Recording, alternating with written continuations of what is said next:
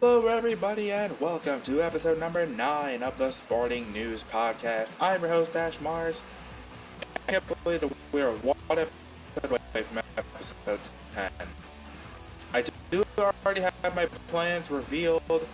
I will reveal them at the end of this episode. We'll jump right into it with some basketball.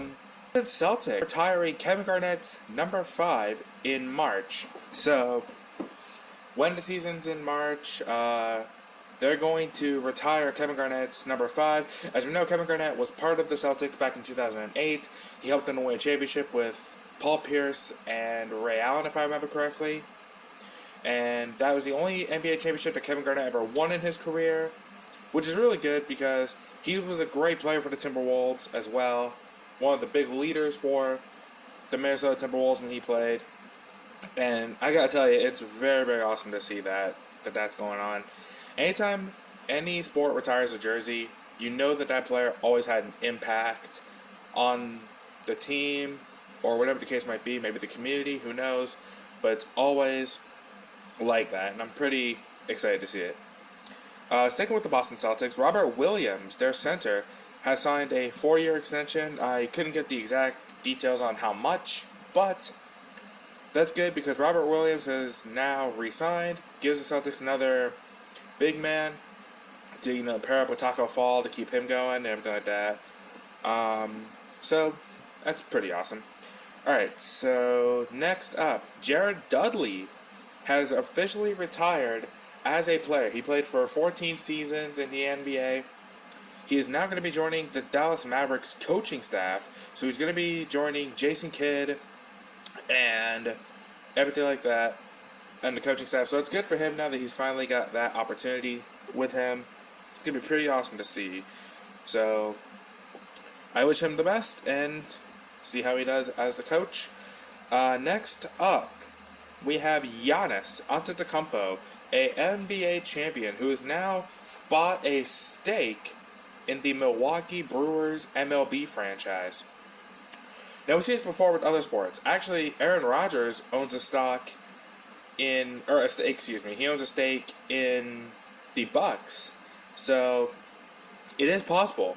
We know Michael Jordan is in NASCAR, as is Emmitt Smith. Now we know that Giannis is in the MLB. Aaron Rodgers has a stake in the NBA. So, it does happen. I wouldn't be surprised if we saw somebody maybe do something for, like, maybe boxing, or maybe we had a wrestler who bought into an NFL franchise. Like, I don't know. It's crazy to think, but who knows? Speaking of NFL, the NFL preseason is still very much red hot and going. Trevor Lawrence, Zach Wilson, all the big rookies are getting their playing time in. And I gotta tell you, Jacksonville and Chicago, they need to really start to bolster up their O-line, because both Lawrence and Fields damn near got killed in week 2 of preseason. And I gotta tell you, if that's gonna be the case for them, both of those guys are gonna be out quick, fast, and in a hurry. So that is the biggest thing for them, is to build up their O-line. Speaking of, fantasy football is starting to come back. So fantasy football, as we know, a lot of people already got their leagues up and running. My leagues are going to be starting off here in a few days. I'm in a couple myself. We're starting up the drafts in a few days here, so I'm going to be pretty excited about that. Once I get to drafting, because I think we're doing it on the 28th round, but I can't remember. But once I get my teams drafted, I'll basically give you a rundown of who I got and the strategy I used. That way, if you still haven't used your fantasy stuff yet, or you haven't done your fantasy football drafts yet, this would be the time to do so. Now, Cole Beasley and Gabriel Davis of the Buffalo Bills have just entered the COVID-19 re-entry process, so they can't enter the facilities for 5 days after one of the trainers was tested positive for COVID. Beasley and Davis were near them, so now they're away for 5 days due to the re-entry process. The same thing happened with Cam Newton, as he wasn't aware of how the testing was going, so he's now under the re-entry process as well. So big news for Panthers fans like me Robbie Anderson has signed a 2-year extension worth $29.5 million. Now, if you're a Panthers fan like I was, you saw how Robbie Anderson was last year. Under Teddy Bridgewater, had a good season, paired up with DJ Moore. He's going to be the great 1-2. Now, we just need an O-line to protect Sam, and hopefully we'll be able to get something good happen here. Now, the fact that Darnold and Anderson knew each other from New York, does this give them a confidence booster? Because I feel like now that Sam has his weapon in Robbie Anderson, could it be where these two start to go off? I feel like it could, but who knows? Just trying to look. Oh yeah. So I'm gonna talk a lot of WWE news right now because there's a lot to go over. So Adam Cole, as we know, lost at TakeOver 36 to Kyle O'Reilly in that big 2 out of 3 falls match, and I want to give a shout out to the Macho fan because I actually didn't realize this until he posted it in our Discord.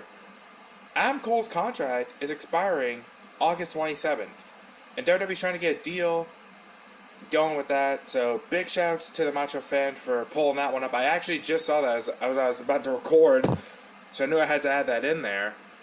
And what does this mean? Because could Adam Cole re-sign with WWE?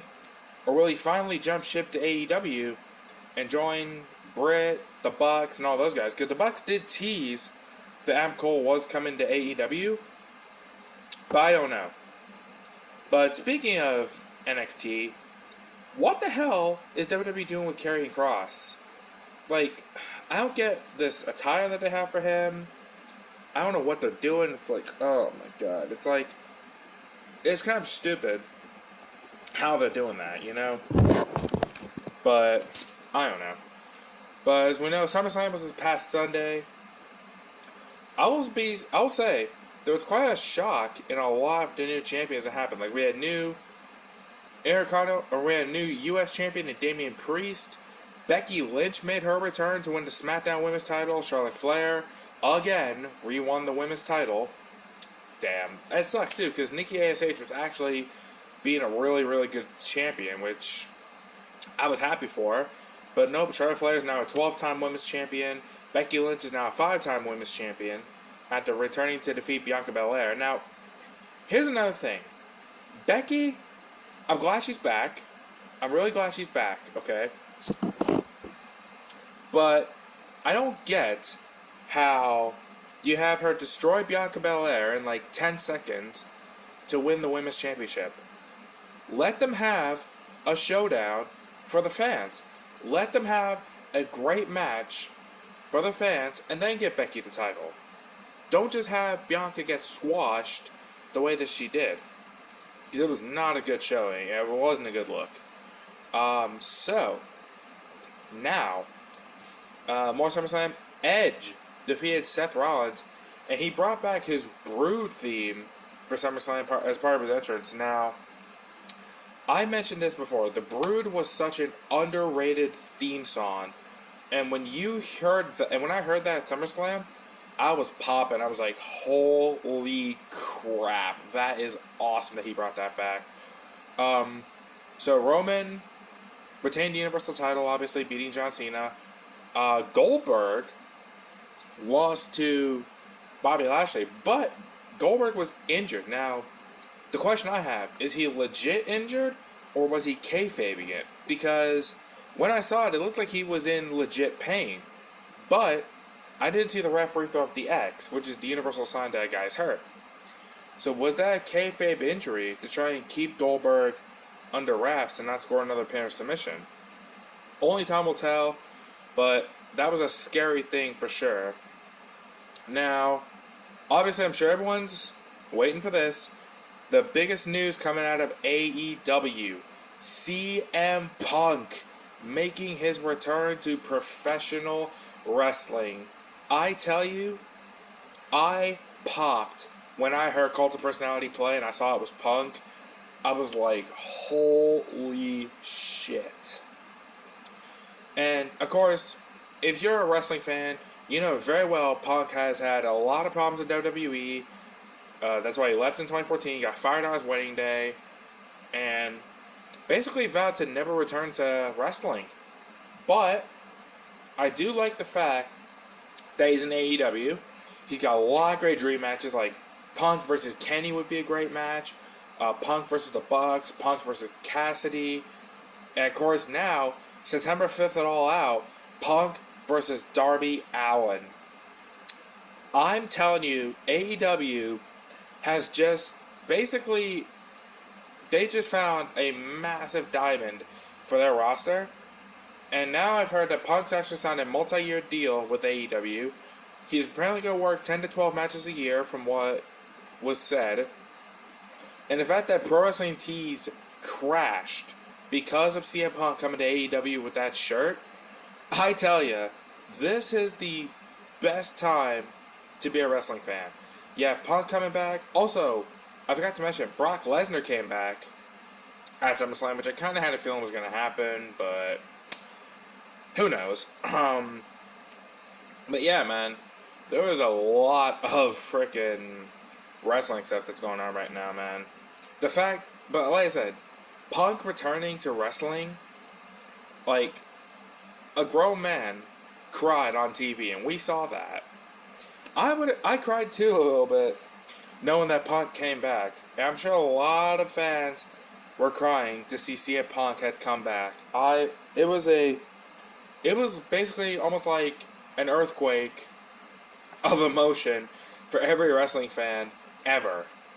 Even if you're not a big time wrestling fan, you were still very excited to see how everything was, and the foundation of wrestling has been shook into the core again.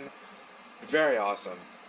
So, anyway, I do hope you guys enjoyed this episode of the Sporting News Podcast. Now, what I'm going to be doing for episode number 10, this is a message to everybody in our Discord, in NGTTWF. I will be doing a special live edition of the Sporting News Podcast for episode number 10. So I'll be talking with Macho Fan about it. I'll be talking with a few people about it, trying to get a date set up, and then try to get everything set up so we can be able to get this done and live for everybody. So that's what I'm going to be doing for episode 10, this live edition of the Sporting News Podcast. I'll be bringing people in, getting their thoughts and opinions on it, and going from there. So, I do hope that you are ready for that. I do hope you enjoyed this episode of the Sporting News Podcast. And until next time, I am RealDashMars, signing off.